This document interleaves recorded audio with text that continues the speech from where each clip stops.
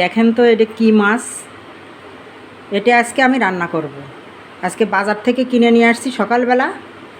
এটা কুটে ধুয়ে মুছে নিয়ে আসছি সুন্দর করে। একদম কোনো কিচ্ছু নাই এতে, একদম সাদা সাদা সাদা সাদা হয়ে গেছে। এটা বলে সাগরের বেলে মাছ। অনেক নামে অনেকজনে ডাকে, নাম দেয়, ওর নাম আছে। দেখেন তো, আপনারা বলেন কি মাছ এটা, দেখে আমাকে কমেন্টে জানাবেন।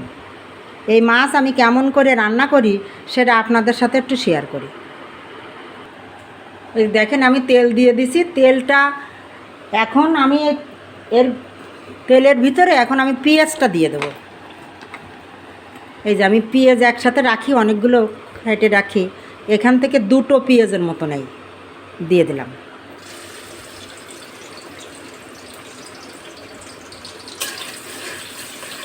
মানে এটা একটু লাল লাল হবে পেঁয়াজটা।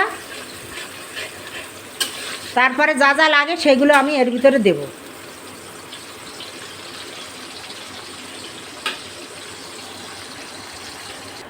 এই যে দেখেন আমার পেঁয়াজটা, এই দেখেন বেরেস্তার মতন একটু লাল লাল হয়েছে। এইটা যখন জল দেব না, এটা যাবে গলে, গলে যাইয়ে এইটা তরকারি ঝোলের সাথে একদম মিশে যাবে, তাহলে টেস্টটা একটু বাড়বে। এখন আমি এর ভিতরে আদা রসুন জিরে ধনে একসঙ্গে বাটা আমি ওই ফ্রিজে রাখি।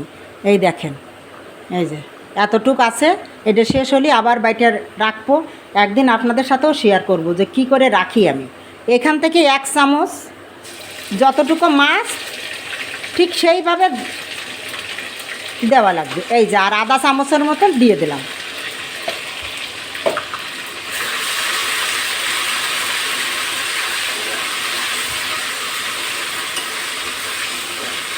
এটা কোনো পোড়া পোড়া হয় নাই, এটা কোনো লাল লাল হয়েছে, একদম লাল, কোনো পুড়িনি। এখন এর ভিতরে ঝাল দিয়ে দেবো, অল্প দুটো ঝাল দিয়ে দেবো।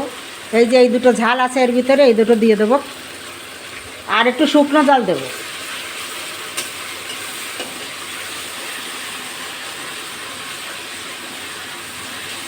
একটু নাড়ায় চাড়ায় এর ভিতরে হালকা একটু জল দিয়ে দেবো।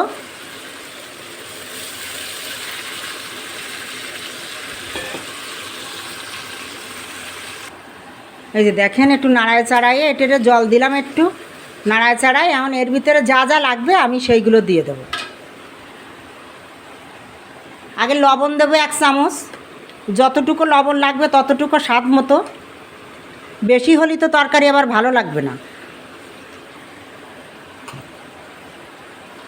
হলদি দেব,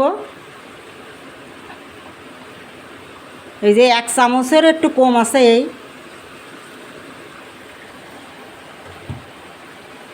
একটু শুকনো জলের গুঁড়ি দেব, সাগরের মাছ তো একটু ঝাল ঝাল হলে ভালো লাগবে।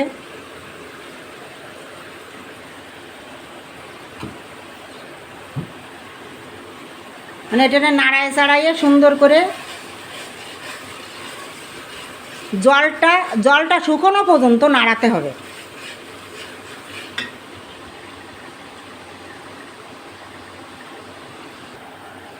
এই যে দেখেন আমার মশলাটা হয়ে গেছে। এই যে দেখেন কত সুন্দর হয়েছে। না কষালে তো হবে না, কষায় কষায় এটার রান্না করতে হবে। এই দেখেন কত সুন্দর, এইভাবে একটু কষায় রান্না করে খান।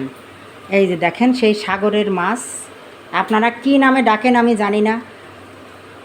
এই যে সাগরের বেলে মাছ, লম্বা লম্বা মাথা। এখন আমি এটা এর ভিতরে দিয়ে দেবো। এটা ভাজা যাবে না, এই মাছটা, এই মাছটা রান্না করা লাগবে কাঁচা। এ ভাজলে ভালো লাগবে না, বেলে মাছ তো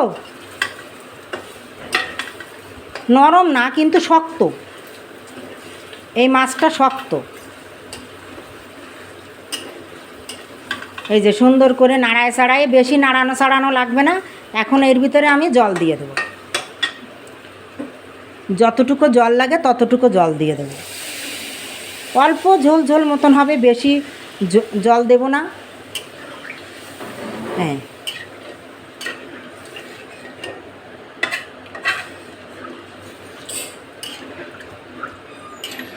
আর কিছু দিতে লাগবে না এর ভিতরে। এই যা যা দিলাম আপনাদের তো দেখালাম সব কিছু।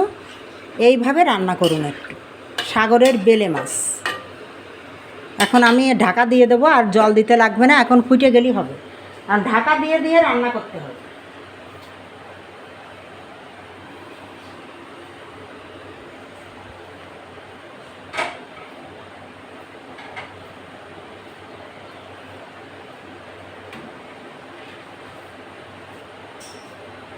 এটা আমি এখন সুন্দর করে এই যে ঢাকা দিয়ে দেব, এই ঢাকা দিয়ে এটারে রান্না করতে হবে, ঢাকা দিয়ে রান্না করতে হবে, ঢাকা দিয়ে। এখন এই রান্না হয়ে যাক, তারপরে দেখাচ্ছি কেমন হয়েছে। এই যে দেখেন, এই যে তরকারিটা নামাই নিয়ে আসলাম। এই যে সাগরের বেলে মাছ, তো এই মাছটা একটু শক্ত হয়, অতটা নরম না। আপনারা কে কী নামে ডাকেন আমাকে কমেন্টে জানাবেন। এই মাছের বিভিন্ন ধরনের নাম আছে, আপনারা যে যেখানে থাকেন সেই অঞ্চলের একটা নাম আছে এই মাছের। আমি হয়তো বলতে পারবো না, আপনারা জানেন, আমারে জানাবেন যে এ মাছের নাম কি। এটা সাগরের বেলে মাছ আজকে নিয়ে আসলাম, আইনের করলাম, যেভাবে রান্না করলাম আপনাদের সাথে শেয়ার করলাম। এইভাবে আপনারা একটু রান্না করে খেয়ে দেখেন।